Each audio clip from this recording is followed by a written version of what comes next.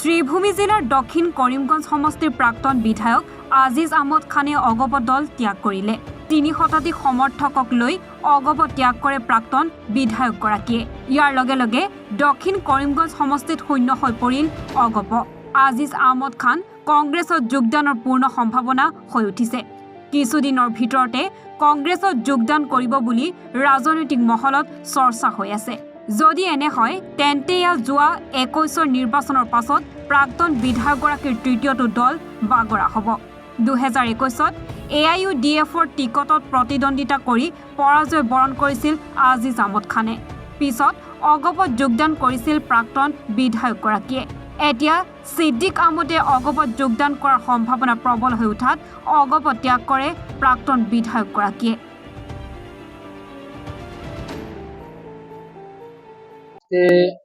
আমাদের অসম গণপরিষদ দলের আমি সম্পাদক ছিলাম আসলে।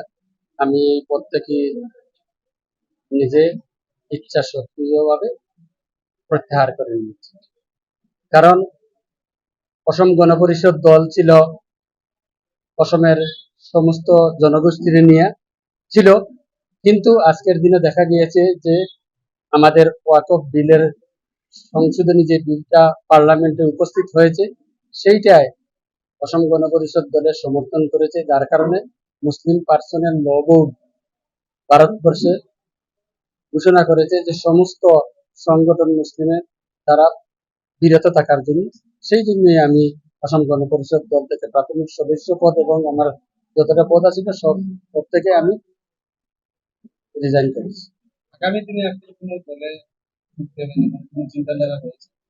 আজকের দিনে কোনো চিন্তা নেই, কারণ আমার সমষ্টিটা করিমগঞ্জ জেলার মধ্যে সবচেয়ে বড় সমষ্টি, দক্ষিণ করিমগঞ্জ সমষ্টি। ২৭টা জিপি নিয়ে আমরা আলোচনা করেছি এবং আপনাদের এই প্রেস কনফারেন্সের পরে আমরা আরো কিছু আলোচনা করে নিব যে আমরা একটা কমিটি গঠন করব।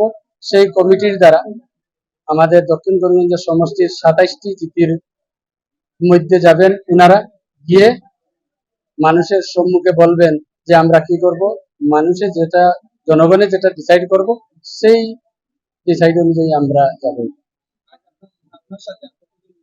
আমার বিধান পরিষদে যেটা আছে ৫১ জনের বিধান পরিষদের সমষ্টি আছে, আমার সভাপতি, সম্পাদক, ভাইস প্রেসিডেন্ট, সহসভাপতি যতজনই আছে সবাই পদত্যাগ করেছে। মহিলা কমিটিও পদত্যাগ করেছে, যুব কমিটিও আছে এখানে পদত্যাগ করবে, এবং আমার ছাত্র পরিষদও আছে।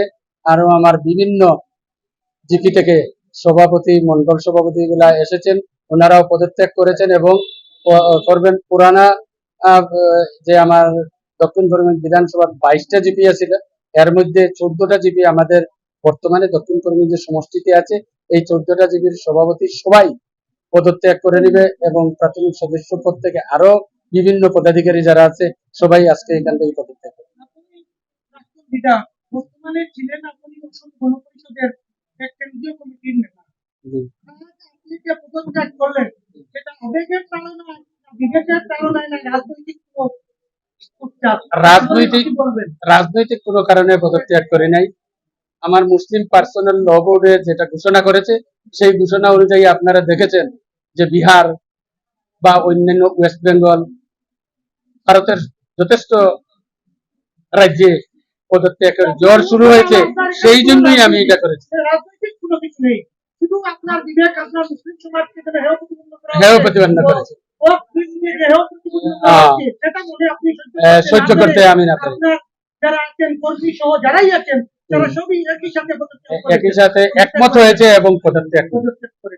আগামী দিনে কি সিদ্ধান্ত নেবেন এখনো আমরা বলতে পারবো না, আমরা সময়ে আপনারা দিকে আলোচনা করে আমরা জানাবো।